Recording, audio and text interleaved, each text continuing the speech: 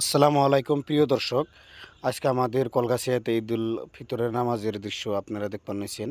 তো আমরা ২ রাকাত ঈদুল আজহা নামাজ আদা করব নাকি ইনশাআল্লাহ আইছি। আল্লাহর হাজার হাজার শুকরিয়া যে আমাদের এই ঈদুল আজহার নামাজের জন্য আমাদের তৌফিক দিচ্ছে।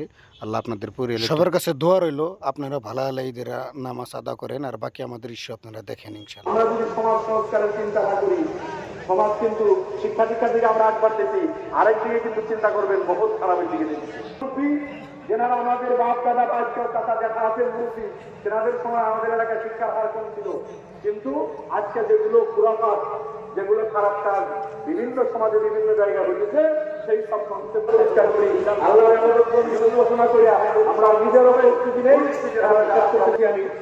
আমরা এরপরে যেখানে যাব, আমি বলছিলাম এই কবরস্থানে আমার সাথে আমাদের অনেক মুরব্বী আছে, সেখানে যাওয়ার পরে আর কোনো ভালো সাল্লাল্লাহু তাআলা আলাইহি ওয়াসাল্লাম আল্লাহু আকবার আল্লাহু আকবার লা ইলাহা ইল্লাল্লাহ আল্লাহু আকবার ওয়ালিল্লাহি আকিমুস সালাহ ওয়া আতুজ যাকাহ ওয়া সুমু শাহরা রমাদান ইন্না হাযা